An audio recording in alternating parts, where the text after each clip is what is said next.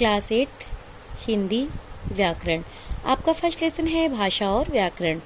तो चलिए डाल लेते हैं हम एक नज़र कल पर कि कल हम लोगों ने क्या पढ़ा। तो कल हम लोगों ने भाषा, राजभाषा, संपर्क भाषा और राष्ट्रभाषा के बारे में पढ़ा। तो अब हम देखते हैं व्याकरण। इसमें बता रहे हैं भाषा एक प्रकार की व्यवस्था है। जहाँ भी कोई व्यवस्था होती है वहाँ उसके कुछ नियम भी होते हैं। प्रत्येक भाषा कुछ विशिष्ट नियमों से बंधी होती है। नियमों की इस संपूर्ण व्यवस्था को ही व्याकरण कहा जाता है।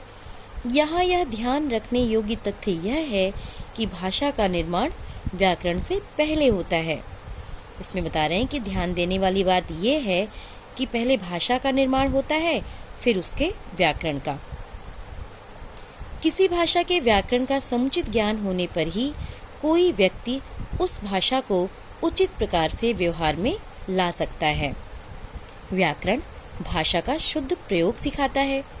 उदाहरण के लिए यदि हम कहें कि लड़का चल रही है तो यह वाक्य अशुद्ध होगा। अगर हम इस तरह से कहें कि लड़का चल रही है तो ये वाक्य अशुद्ध होगा। व्याकरण हमें बताता है कि इसका शुद्ध रूप होगा लड़का चल रहा है। अतः व्याकरण भाषा के शुद्ध रूप का ज्ञान कराने और उसके शुद्ध प्रयोग को सिखाने वाला शास्त्र है। तो अब हम देखते हैं व्याकरण के अंग। व्याकरण के निम्नलिखित 3 अंग होते हैं: वर्ण विचार, शब्द विचार और वाक्य विचार। तो सबसे पहले हम देखते हैं वर्ण विचार। तो देखिए इसमें बता रहे हैं शब्दों की रचना वर्णों के द्वारा होती है। अतः वर्ण विचार में वर्णों के रूपों का ज्ञान प्राप्त करके उनके उच्चारण और लिखने की विधि पर विचार किया जाता है। इसमें बता रहे हैं कि शब्दों की रचना वर्णों से होती है। शब्दों की रचना किससे होती है? वर्णों के द्वारा होती है। वर्णों से ही शब्द बनते हैं। तो इसलिए वर्ण विचार में वर्णों के रूपों का ज्ञान प्राप्त करके उनके उच्चारण और लिखने की विधि पर विचार किया जाता है।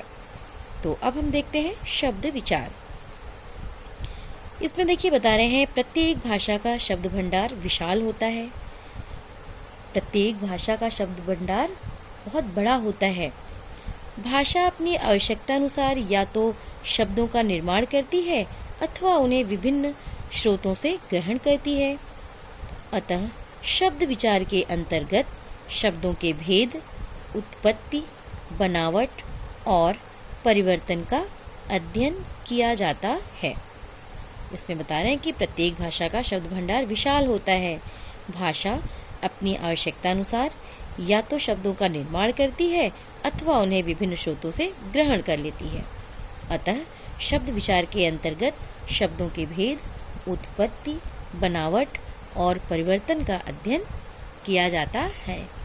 तो अब हम देखते हैं वाक्य विचार। इसमें बता रहे हैं वाक्य भावों की अभिव्यक्ति के प्रतीक होते हैं। अतः वाक्य विचार के अंतर्गत वाक्यों की रचना, भेद, विग्रह और विराम चिन्हों के प्रयोग आदि का अध्ययन किया जाता है। एक बार फिर से देख लीजिए वाक्य विचार। इसमें बता रहे हैं वाक्य भावों की अभिव्यक्ति के प्रतीक होते हैं, चिन्ह होते हैं।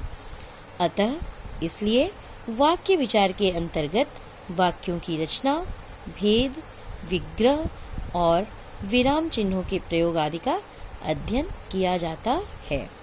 तो आज बस इतना ही। आगे कल। आज आपका होमवर्क है। जो भी कुछ मैं आपको आज पढ़ाई समझाई उसको फिर से आप पढ़ेंगे और समझेंगे भी। Thank you.